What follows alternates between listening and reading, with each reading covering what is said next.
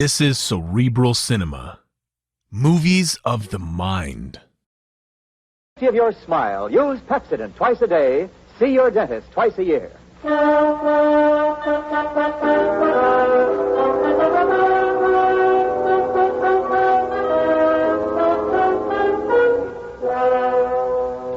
Lever Brothers Company presents the Pepsodent program. The Adventures of Philip Marlowe, starring Van Heflin.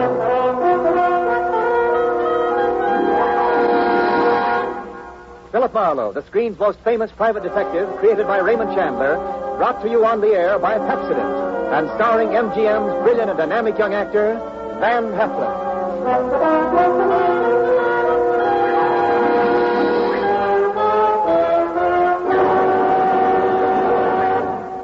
Now, families all over America have named their favorite toothpaste. New Pepsodent with Irium. New, fresh-tasting Pepsodent with a new, cool, minty flavor. Yes, in a recent test, new Pepsodent was preferred 3-to-1 over any other toothpaste. It's true. With families all over America, new Pepsodent is the favorite, 3-to-1. Families from coast to coast recently compared new Pepsodent with the toothpaste they were using at home. They preferred new Pepsodent by an overwhelming average of 3-to-1 over any other brand they tried. These families, 3-to-1, said new Pepsodent tastes better, makes breath cleaner, makes teeth brighter. Yes, in a recent survey, families 3-to-1 said new Pepsodent tastes better, makes breath cleaner, makes teeth brighter. Get new Pepsodent toothpaste for your family right away. Now, the Adventures of Philip Marlowe, starring Van Heflin.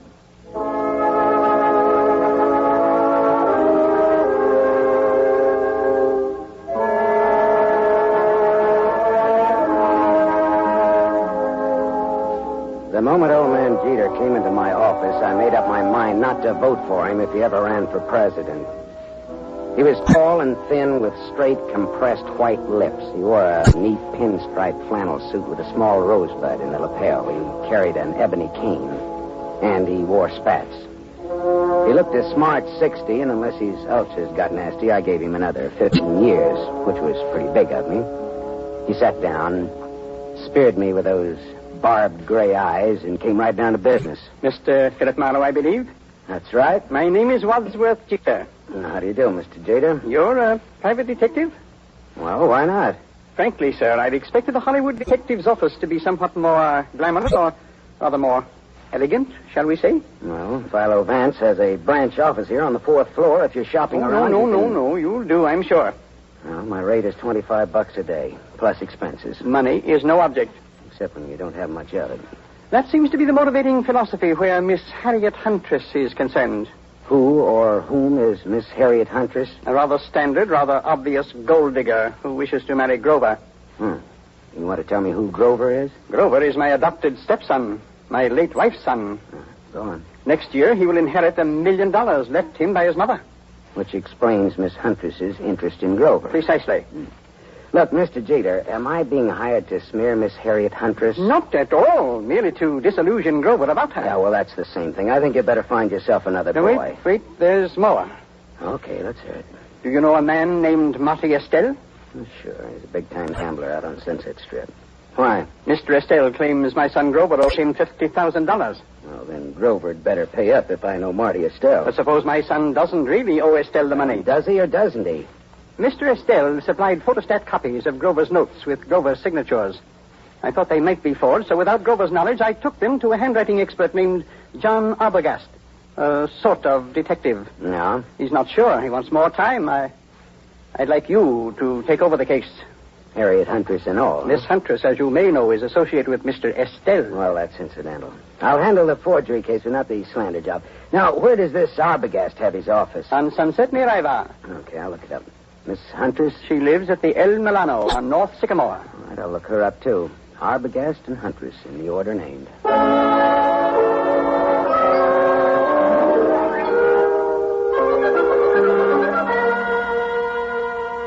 There was no snooty secretary to prevent me from walking right into John D. Arbogast's extremely fat presence on Sunset near Ivar.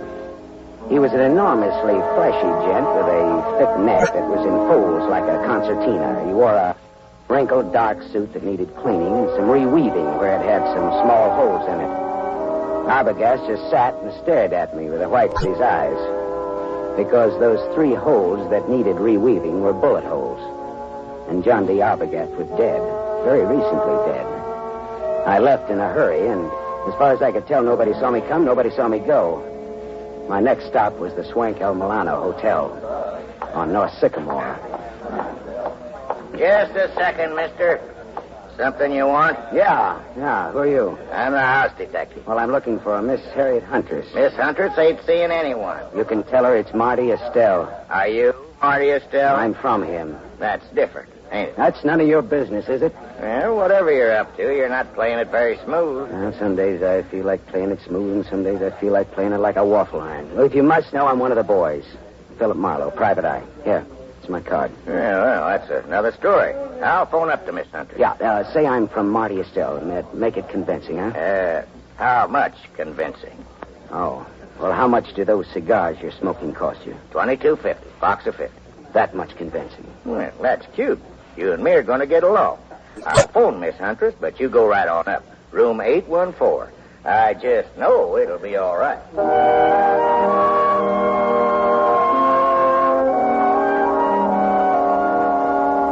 Harriet Huntress was too tall to be cute, too beautiful to be really cheap.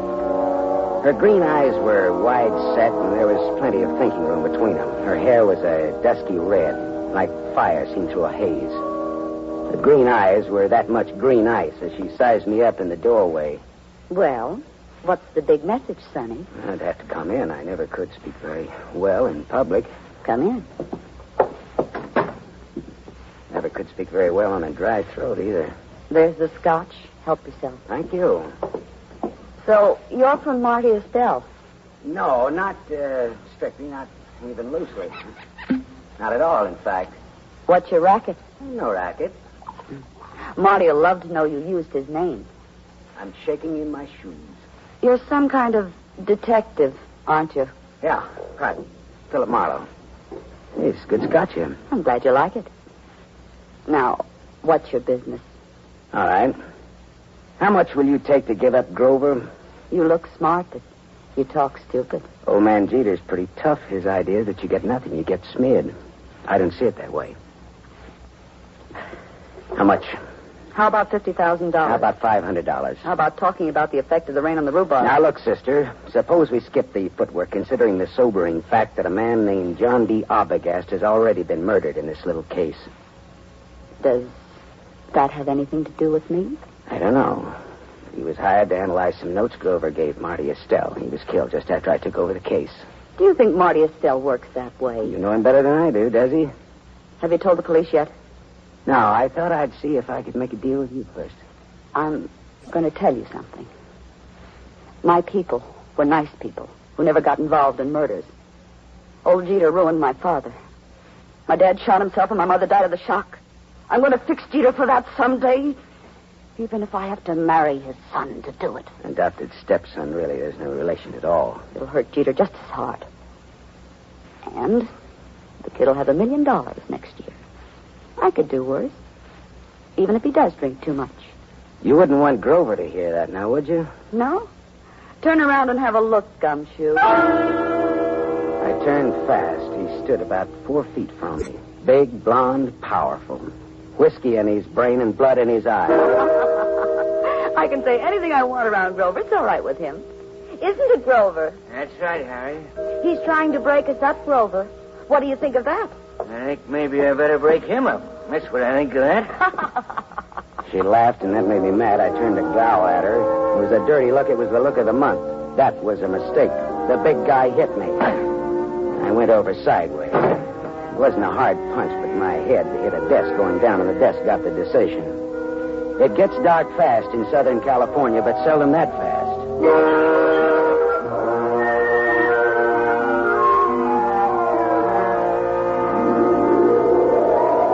When I came out of it, Grover, the blonde sucker puncher, and Harriet Huntress were gone. But the bottle of scotch was still there, so I took that for a souvenir and stuffed it in my pocket and floated down the elevator into the street. It was dark by the time I got back to my apartment on Hobart Avenue in Hollywood. I turned on the light, and there stood a big guy, another big guy. This was National Big Guy Week. This one had a big nose, the dead color of wax. And he had a .22 caliber Colt Woodsman pointed straight at me. Close the door and reach. Come on. I turned a little to close the door. I got my hand under my coat. Then I turned back to Waxnose fast. I had my Luger out. We stood there facing each other.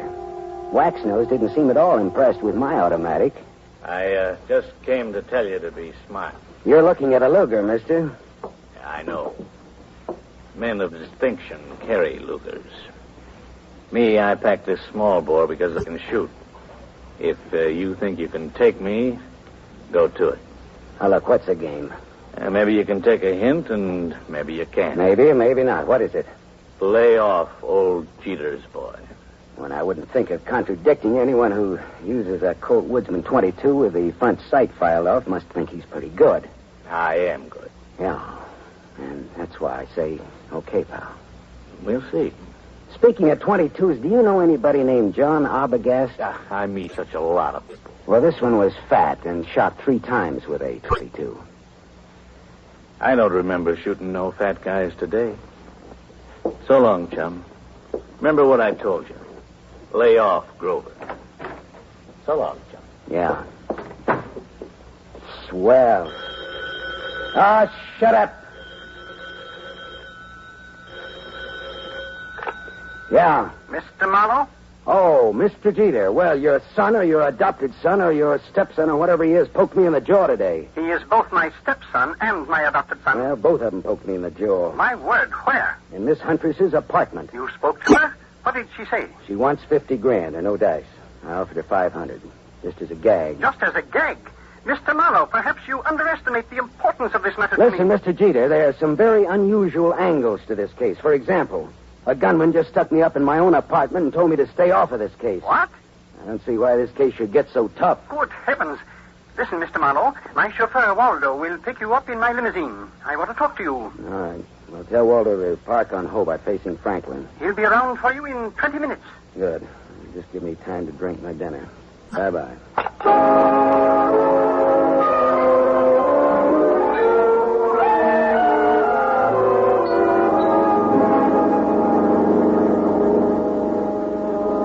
I sat next to Waldo, the chauffeur, as he tooled the big Geiter limousine through Hollywood, along the glitter of the Sunset Strip, up past Beverly Hills toward Bel Air.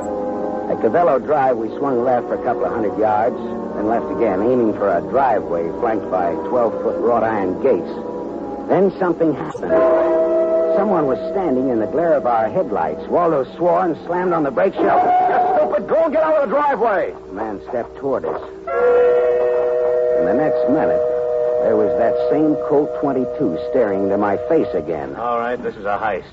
Get out of the car, both of you. Look, Waxnose, haven't you had enough fun for one night? Buzz off, bum. Shut up and get out. I'd have to think some more on that, Buster. I'm warning you, I'll let you have it. Don't be a goon, you're going. All right, you asked for it. Hey! Holy. You shot the guy. Yeah. I shot him. With this. All in fun. Yeah, some fun. It did the work. Jeter's house is right ahead. You sound as if you just shot a nickel in a pinball machine instead of a man. Now listen, turn off those lights and let's get out of here, but fast.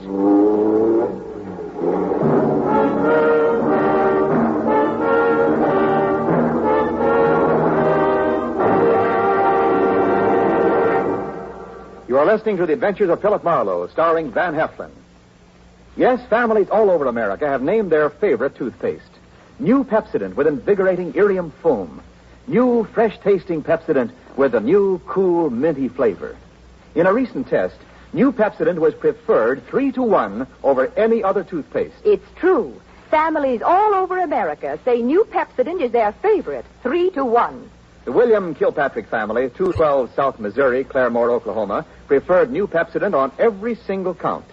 The Kilpatricks say New Pepsodent tastes best of all, makes breath cleaner, makes teeth brighter. On all these counts, by an overwhelming average of 3-to-1, families prefer New Pepsodent over any other toothpaste they tried. It's a fact. Families 3-to-1 say New Pepsodent tastes better, makes breath cleaner, and makes teeth brighter. Remember, this is not just our opinion. It's the honest conviction of the Kilpatricks and other families who were asked to compare new Pepsodent with the toothpaste they were using at home. Get new Pepsodent, the only toothpaste containing irium. Get it for your family without delay.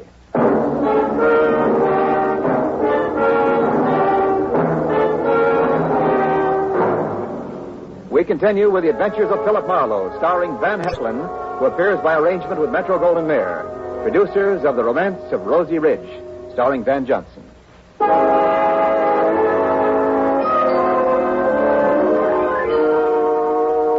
Waldo and I drove back to my apartment again, leaving Waxnose lying dead in the Geiter driveway. We went back to my place to start all over again, over what was left of my purloined scotch. Yeah, this is good scotch you've got here, Marlowe. Inch bottle. Not this. Sure, I pinched it from the apartment of Harriet Huntress. Well, bottoms up. Waldo, do you think that gunman was there to scare young Grover into realizing Marty Estelle means business? Could be. I always drove Grover home around that time. It just doesn't sound like Marty Estelle to pick that sort of a helper. Well, sure. Maybe that's why he picked him. Because it didn't seem like Marty Estelle. Yeah, that's good thinking, Waldo. Dartmouth, 37. Rah, rah, rah. That would be either the cops or Mr. Geiter. Hello? Mr. Marlowe? Yes, Mr. Geiter, and the reason we're not in your study now is lying outside of your front gate. What's that you're saying? Somebody jumped us outside of your gate and Waldo shot him dead. Good Lord. Yeah. Listen, Marlowe, come here at once. Do you hear? At once. I'll send Waldo, Mr. Jeter. I want to see you. Waldo will tell you all about it, Mr. Jeter. Marlowe. Good night, Mr. Jeter.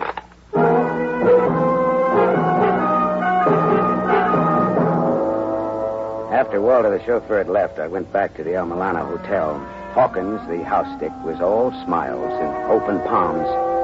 I placed no confidence in his smile and a $20 bill in his palm. Harriet Huntress again? What's the matter? Just take me up to her apartment, that's all, huh? Sure. Right this way, fella. Hawkins took me to the 8th floor, room 814, and opened the door. There was someone in the room, waiting. Here's company for you, Mr. Estelle. Beat it, Hawkins. Yeah, this is the guy I was telling you about, Mr. Estelle. Come in earlier today. Said he was from you. Beat it, I said. Oh, sure. Come on in, Marlowe. I came to see Miss Huntress, not you, Estelle. Well, first of all, Harriet's not home. I came to tell her what happened outside of Jeter's gate. So you keep informed. I can't wait for her any longer. Got to get back to the casino. Well, then, what did you come back for, Marlowe? I'm looking for the Geiter boy. After what happened to him tonight, he needs somebody to walk behind him. You think I play games like that? All I know is we were shot at. I asked you a question. I answered it to the best of my knowledge. What knowledge, for example? Well, for example, you hold $50,000 worth of Grover's notes for gambling debts. I have $50,000 invested in the kid. Would I be likely to bump him off? No. That makes sense, all right. I always make sense. Bully for you. And when I have $50,000 invested in a guy, I'm apt to find out all about him. Like about old Geiter hiring a man named Arbogast to work for him. Oh? Arbogast was shot today. You know it. I know because I had you followed. You didn't tell the law, Marlowe. That could be very hard on you. Well, it could. Does that make you and me friends? A little blackmail, huh? Not much. We'll call it tattletale grail mail. From now on, do you stop bothering Miss Huntress? Okay, you win, Marty. Swell. That's all. I've got to go. Well, I'll just wait around for a bit, okay? Well, Harriet's scotch is in that cabinet there. Thanks. I'll roll up my pants and go waiting in it. You know, Marlowe, I like you. You're cute. So long, Shaman.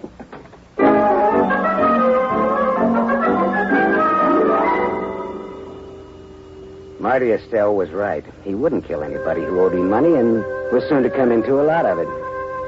Now I was in bed with the police for not reporting Arbogast's murder. Well, I looked around Harriet's apartment vaguely, walked into the bedroom, and stopped. Because mixed with the fragrance of good perfume and good cosmetics was the plain, ordinary, homespun odor of gunpowder. I walked across the room and yanked open the closet door and stepped back.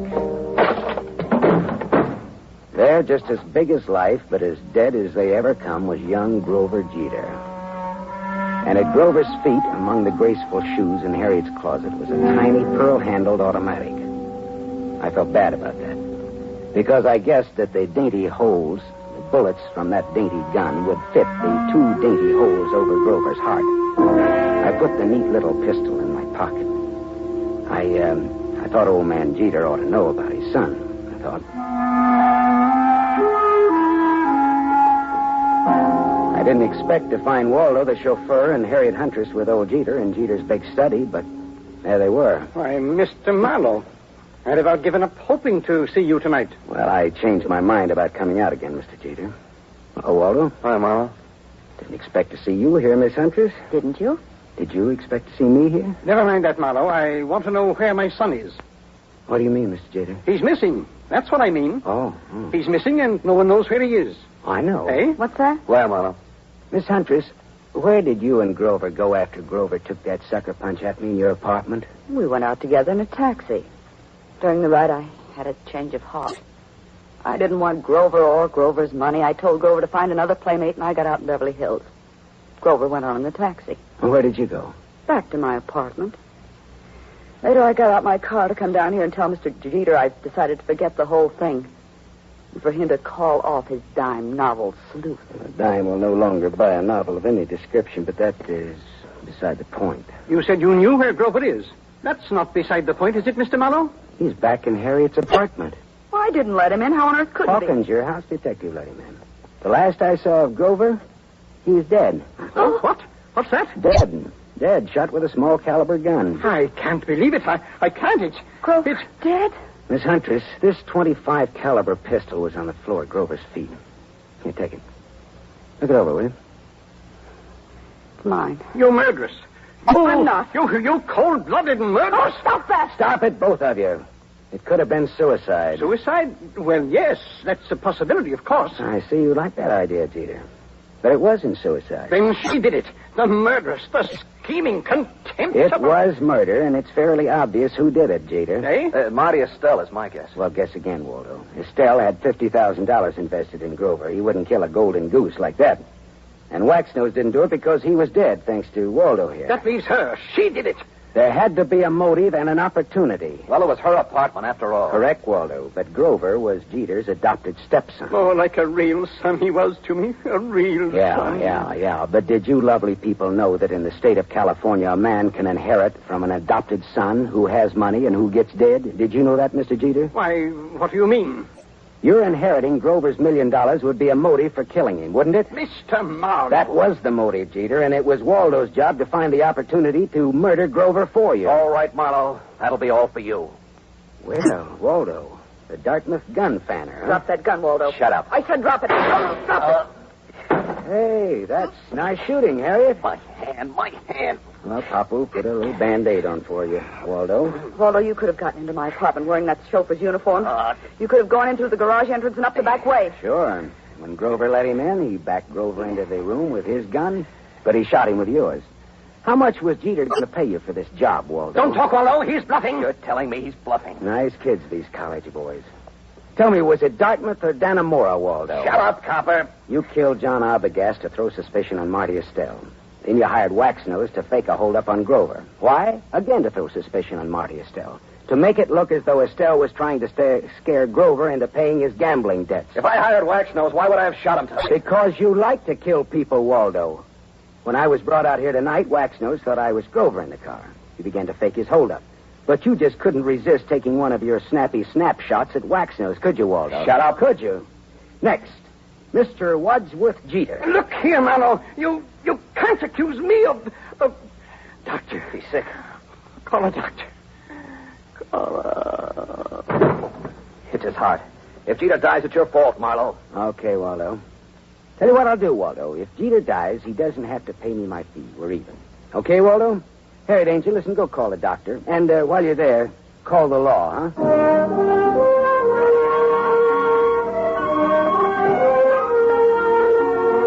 Geiter didn't die. His heart was as good as mine, if you want to make anything out of that.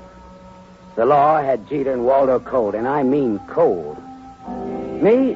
Well, I went out a couple of times with Harriet, as I sat home with her a couple of times drinking her scotch. It was was nice, all right, but I didn't have the money or the clothes or the manners. Still, I was sorry when she went to New York to live. She had absolutely the best scotch I ever tasted. Maybe because it was free. I don't know.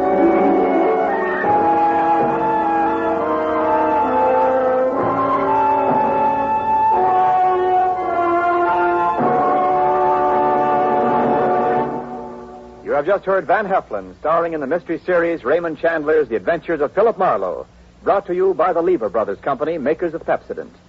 Van Heflin will return in just a moment. Have you tasted the new Pepsodent toothpaste? Its lingering, minty flavor is so fresh and inviting, families prefer it by an overwhelming average of 3-to-1 over any other toothpaste they tried. In a recent nationwide test, these families said new Pepsodent tastes better, makes breath cleaner, and makes teeth brighter. Remember, new Pepsodent gives you more invigorating irium foam. It sweeps dulling film away. No wonder it's the 3-to-1 favorite with families all over America. Get new Pepsodent with irium for your family right away.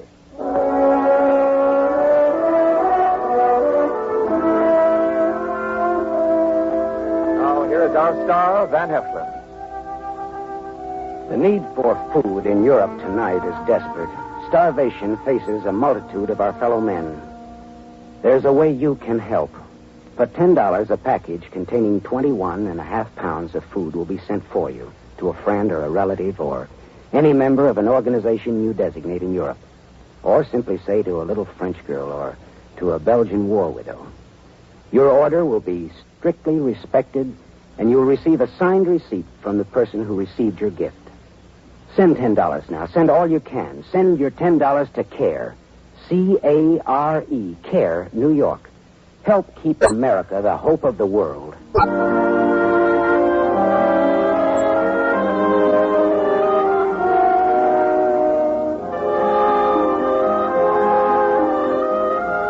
Tonight's story was adapted by Milton Geiger from the story Trouble Is My Business by Raymond Chandler, creator of Philip Marlowe, the screen's most famous private detective.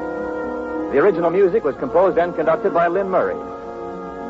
This is Wendell Niles inviting you to listen again next week at this same time to another exciting mystery on the adventures of Philip Marlowe, starring Van Heflin with a distinguished cast.